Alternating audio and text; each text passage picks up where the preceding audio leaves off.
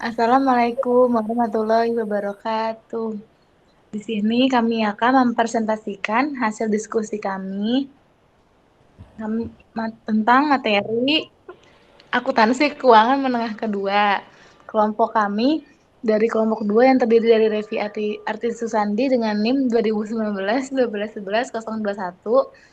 Yang kedua ada Retno Dwi Ningtyas dengan NIM 2019-1211-037.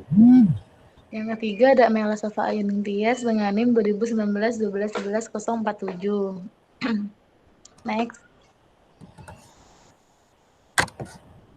Di sini kita akan membahas tentang chapter 21 yaitu Accounting for Leases. Pengertian leasing.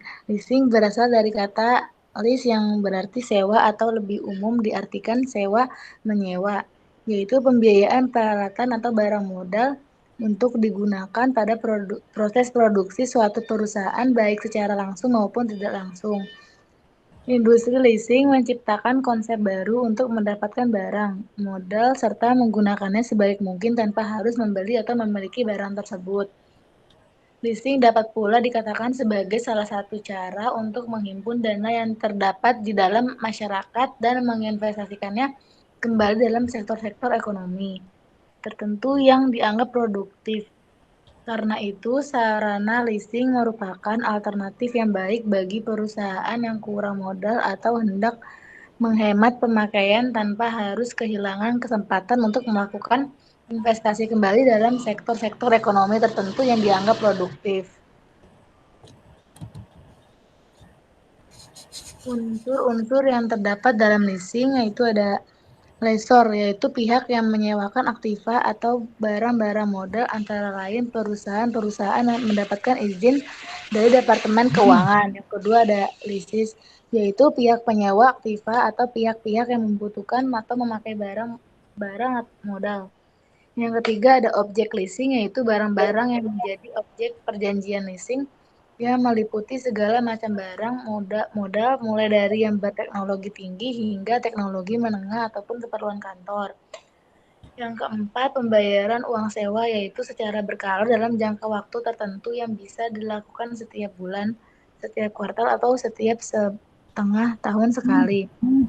Nilai sisa yang ditentukan sebelum kontrak dimulai. Yang keenam adanya hak opsi bagi lisi pada akhir masa leasing, di mana lisi mempunyai hak untuk menentukan apakah ia ingin membeli barang tersebut dengan harga sebesar nilai sisa atau mengembalikan pada lessor. Yang ketujuh ada lease term, adalah suatu periode kontrak sewa.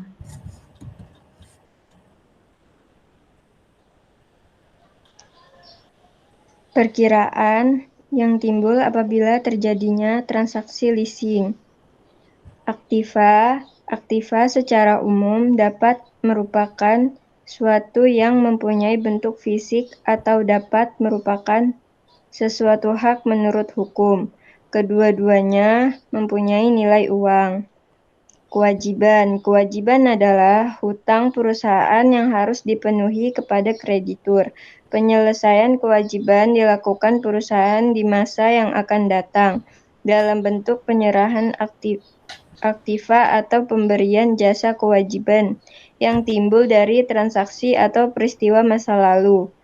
Kewajiban yang terjadi akibat transaksi leasing antara lain hutang lease bagi lease. Next.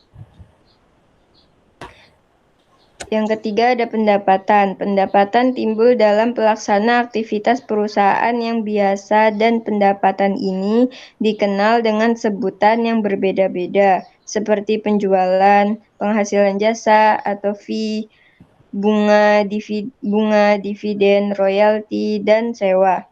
Di dalam transaksi lease, pendapatan dari transaksi tersebut diperoleh perusahaan sewa guna usaha atau lessor berupa pendapatan bunga lease. Yang keempat, beban. Istilah beban dapat dinyatakan sebagai biaya yang secara langsung atau tidak langsung telah dimanfaatkan dalam usaha menghasilkan pendapatan dalam suatu periode atau yang sudah tidak memberikan manfaat ekonomis untuk kegiatan masa berikutnya. Yang dimaksud dengan biaya adalah pengorbanan ekonomis yang diperlukan oleh memperoleh barang dan jasa. Next. Keuntungan dari leasing. Yang pertama, pembiayaan 100% dengan suku bunga tetap. Yang kedua, proteksi terhadap keusangan. Yang ketiga, fleksibilitas. Yang keempat, pembiayaan lebih murah. Yang kelima, masalah pajak minimum alternatif atau alternatif minimum tax problem. Yang keenam, pembiayaan di luar neraca atau off-balance sheet financing. Selanjutnya jenis-jenis leasing. Yang pertama ada capital lease atau finance lease. Finance lease adalah jenis leasing yang mempunyai kriteria sebagai berikut. Yang pertama, jumlah pembayaran sewa guna selama masa sewa guna usaha pertama ditambah dengan nilai sisa barang modal. Harus dapat menutup harga perolehan barang modal atau minimum sama atau lebih besar dari 90% harga pasar aktiva yang disewakan dikurangi keringanan pajak kalau ada. Yang kedua, masa sewa guna usaha ditetapkan. Yang pertama, minimum 2 tahun untuk barang modal golongan 1, terus minimum 3 tahun untuk barang modal golongan 2, dan minimum 7 tahun untuk barang modal bangunan. Yang ketiga, sewa guna usaha mengandung persetujuan yang memberikan hak kepada penyewa atau lease untuk membeli aktiva yang disewa dengan harga yang telah disetujui, atau dengan kata lain, penyewa mempunyai hak opsi. Selanjutnya ada operating lease. Operating lease adalah jenis leasing yang memiliki kriteria sebagai berikut. Yang pertama, jumlah pembayaran sewa guna usaha selama masa sewa guna usaha tidak dapat menutup harga perolehan barang modal yang disewa ditambah keuntungan yang diperhitungkan lessor. Yang kedua, tidak memiliki hak opsi bagi lease, sehingga tidak benar membeli atau memindahkan hak pada akhir masa sewa guna usaha bagi lease. Selanjutnya ada bentuk-bentuk leasing. Yang pertama, sell and leaseback. Sewa guna usaha. Dalam bentuk ini, perusahaan seolah-olah menjual aktiva yang telah dimilikinya kepada perusahaan sewa guna. Karena itu memperoleh cash inflow dan kemudian penyewanya kembali dari perusahaan tersebut. Perusahaan melakukan cara ini biasanya karena memerlukan kas dalam jumlah yang cukup banyak, tapi juga masih memerlukan aktiva yang di sell and leaseback tersebut. Yang kedua ada direct leasing. Direct leasing adalah bentuk sewa guna usaha di mana perusahaan menyewa aktiva yang sebenarnya tidak menjadi miliknya. Yang ketiga ada leverage leasing. Leverage leasing adalah bentuk sewa guna usaha yang mirip dengan bentuk direct leasing. Analisis dan cara pencatatan jurnal transaksi. Yang pertama, aktiva sewa guna usaha sebenarnya masih dalam kelompok aktiva tetap, namun sebaiknya disajikan tersendiri atau terpisah, atau bahkan ada yang mengharuskan. Yang kedua, transaksi leasing atau sewa guna usaha diperlakukan dan dicatat sebagai aktiva tetap dan kewajiban pada awal masa sewa guna usaha sebesar nilai tunai dari seluruh pembayaran sewa guna usaha ditambah nilai sisa. Yang ketiga yaitu harga opasi yang harus dibayar oleh penyewa pada akhir masa leasing. Yang keempat, selanjutnya selama masa tersebut, dia pembayaran leasing dialokasikan dan dicatat sebagai angsuran pokok kewajiban sewa guna usaha. Yang kelima, dana beban bunga berdasarkan tingkat bunga yang diperhitungkan terdapat sisa kewajiban penyewa. Contoh soal leasing dan penyelesaiannya.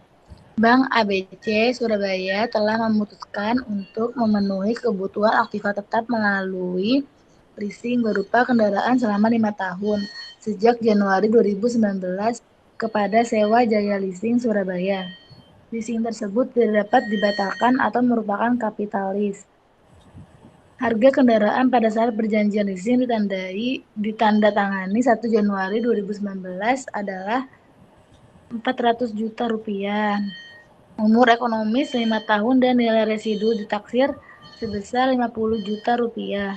Tarif bunga kredit oleh Bank ABC yang disebut leases incremental borrowing rate sebesar 15% per tahun. Pihak lessor memperhitungkan sewa dan dasar rate of return of investment atau ROI sebesar 14%. Penentu tarif ini disepakati oleh Bank ABC atau leases. Pada Bank ABC dalam melakukan penyusutan aktiva tetap menggunakan metode garis lurus, dalam perjanjian dituliskan bahwa bank boleh melakukan pembelian aktiva sewa guna usaha yang bersangkutan pada akhir masa leasing.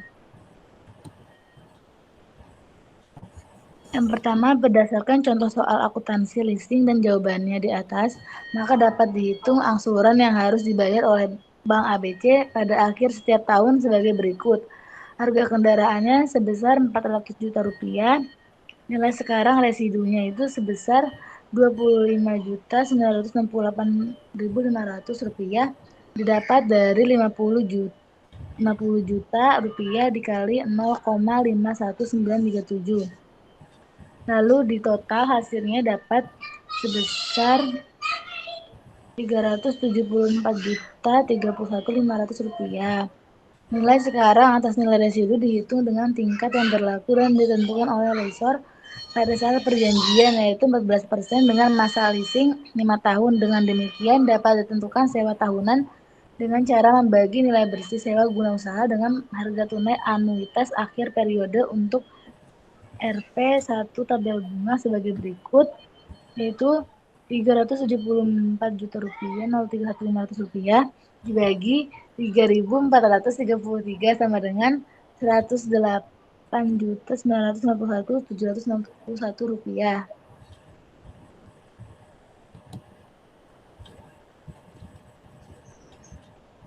Transaksi tersebut dapat dicatat sebagai berikut. Tanggal 1 Januari 2019, pada saat perjanjian leasing, bisa nilai residu dijamin oleh Bank ABC atau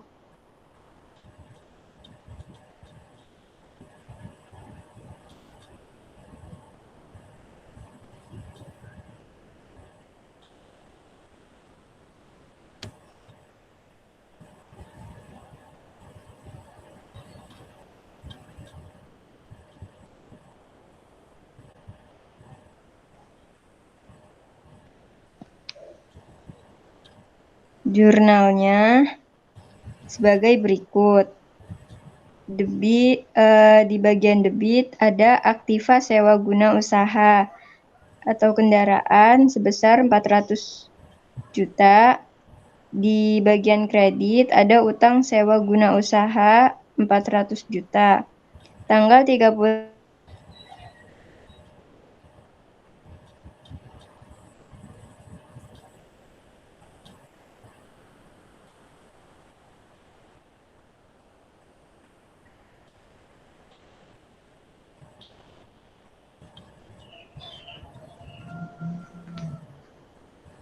Tanggal 31 Desember 2019 pada saat mencatat bunga dan depresiasi.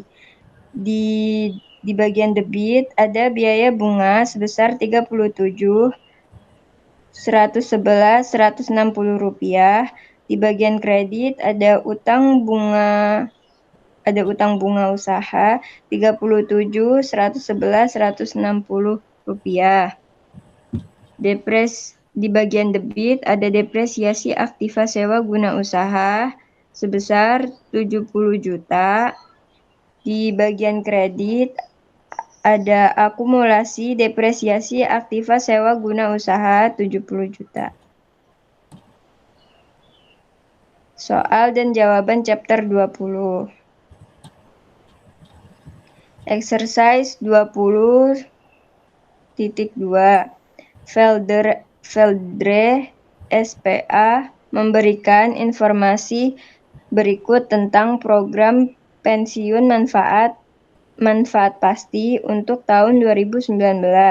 Service cost ada 90.000, contribution to the plan ada 105.000, benefit paid ada 40.000, plan asset at Januari 1 Januari 2019 ada 640.000, definite benefit obligation at 1 Januari 2019 ada 700.000, diskon interest rate ada 10%. Instruksinya, hitung beban pensiun untuk tahun 2019. Jawabannya, computation of pension expense. Yang pertama ada service cost, tadi 90.000, terus interest cost 70.000 didapat dari 700.000 dikali 10%. Terus ada expected return on plan asset, ada 64.000, di sini mengurangi. Terus ada prior service cost amortization 10.000. Jadi total pensiun expense untuk tahun 2019 sebesar 106.000. Selanjutnya, exercise 2018. Garner memberikan informasi berikut terkait dengan manfaat pasca pensiun untuk tahun 2019. Defined post-retirement benefit obligation at Januari 1, 2019 sebesar 710.000. Actual return on plan asset 10%, 34.000. Diskon interest rate 10%, service cost-nya 83.000. Instruksinya itu hitung beban imbalan pasca kerja untuk 2019. Jawabannya, beban manfaat pasca pensiun terdiri dari yang tadi ada service cost-nya sebesar 83.000, interest on the liability-nya 71.000 didapat dari 10% dikali 710.000. Terus ada actual and expected return on plan asset 34.000, di sini mengurangi, jadi total post retirement expense-nya 120.000.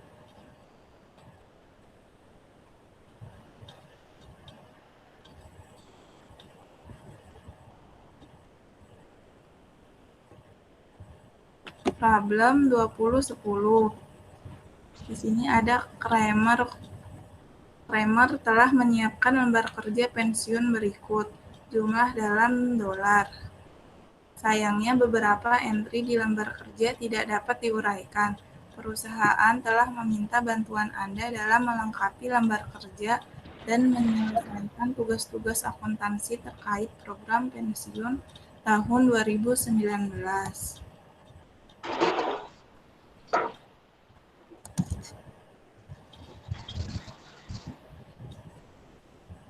Selanjutnya, jawaban dari soal itu yaitu pensiun worksheet Kramer Corporation. Di sini ada items, terus ada general journal entries terdiri dari annual pension expense, lalu ada cash, ada OC gain or loss, lalu ada pension asset or liability. Sedangkan di memo record ada definite benefit obligation dan plan asset. Terus ada membalance Januari 2019 yaitu sebesar 120.000 ditaruh di pension asset or liability. Di definite benefit obligation sebesar 325.000. Lalu di plan asset sebesar 205.000. Lalu ada service cost sebesar 20.000 di definite benefit obligation. Lalu ada interest expense sebesar 26.000 di definite benefit obligation. Lalu ada interest revenue sebesar 16.400 di plan aset. Lalu ada contribution sebesar 41.000 di cash dan plan aset sebesar 41.000. Lalu ada benefit sebesar 15.000 di definite benefit obligation dan 15.000 di plan aset. Lalu ada asset gain sebesar 1.600 di plan aset. Lalu ada liability loss sebesar 43.500 di definite benefit obligation. Lalu ada journal entry for 2019 yaitu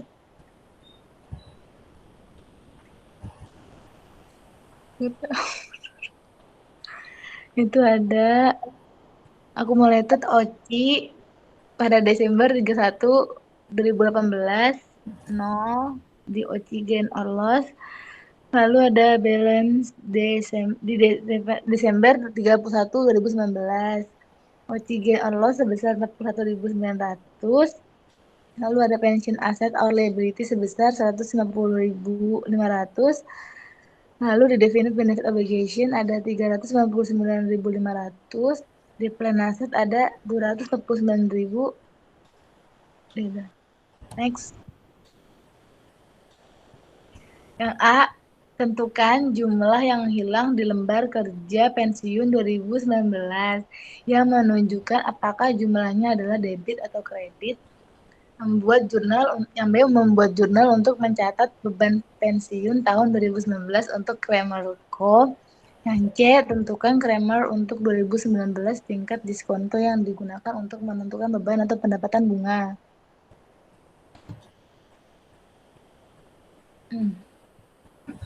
Jawaban yang A yaitu ada Kramer Company. Di sini general journal entries dibagi menjadi annual pension expense, lalu yang kedua ada cash, lalu yang ketiga ada OCI prior service cost, lalu yang keempat ada OCI gain or loss, lalu yang kelima ada aset pension asset or liability. Lalu ada memory card. Di memory card ini terdiri dari projected benefit obligation, lalu ada plan asset. Balance pada Januari 2014 yaitu sebesar 120.000 di kredit di pension asset or liability. Lalu ada 325.000 di kredit di projected benefit obligation, lalu di plan asset ada 205.000 di debit. Lalu ada service cost sebesar di annual pension expense sebesar 20.000 di debit. Lalu ada projected benefit obligation sebesar 20.000 di kredit. Lalu ada interest cost di annual pension expense sebesar 26.000 di debit. Lalu di projected benefit obligation sebesar 26.000 di kredit. Lalu ada actual return di annual pension expense sebesar 18.000 di kredit. Lalu ada di plan aset sebesar 18.000 di debit. Lalu ada unexpected loss di annual pension expense sebesar 2.500 di kredit. Lalu ada di OCI gain or loss sebesar 2.500 di debit. Lalu ada amortization of PSC di annual pension expense sebesar 35.000 di debit. Lalu ada di OCI prior service cost sebesar 35.000 di kredit. Lalu ada contribution di cash tuh ada 41.000 di kredit. Lalu di plan asset ada 41.000 di debit. Lalu ada benefit di projected benefit obligation sebesar 15.000 di debit, lalu di plan aset sebesar 15.000 di kredit. Lalu ada increase in PBO di OCI gain or loss sebesar 43.500 di debit, lalu di projected benefit obligation sebesar 43.500 di kredit. Lalu journal entry for 2014 di total semua 20.000 ditambah 26 ribu ditambah 18.000 ditambah 2.500 ditambah 35.000, totalnya jadinya sebesar 60.500 di annual pension expense, naruhnya di debit. Lalu yang cash ada sebesar 41.000 di kredit. Lalu yang di OC prior service cost ada sebesar 35.000 di kredit. Lalu ada OC gain or loss dari 2.500 ditambah 43.500. Jadi totalnya ada 46.000 di debit. Lalu selanjutnya ada pension asset or liability sebesar 30.500 di kredit. Lalu selanjutnya ada accumulated OC pada 31 Desember 2013 sebesar 80.000 di OC prior service cost, itu naruhnya di debit. Lalu ada di OC gain or loss itu 0. Lalu balance 31 Desember 2014 di OC prior service cost itu ada 45.000. Lalu ada di OC gain or loss itu sebesar 46.000, naruhnya di debit. Lalu ada pension asset or liability totalnya ada sebesar 150.500, naruh di kredit. Lalu ada projected benefit obligation sebesar 399.500, naruh di kredit. Lalu di plan asset ada 249.000, naruh di debit.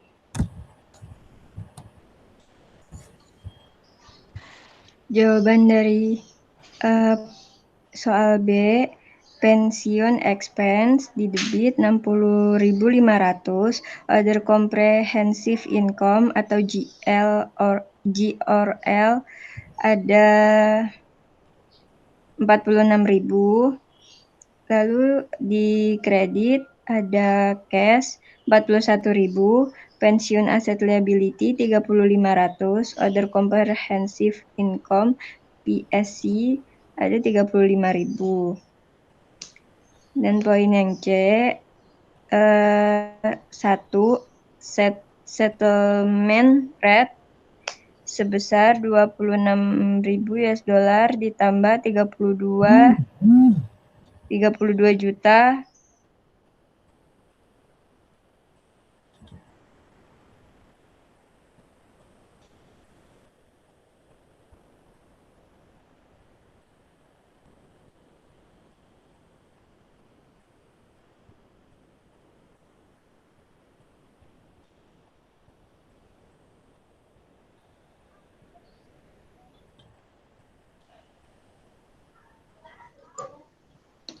sebesar 325.000 sama dengan hasilnya 8%.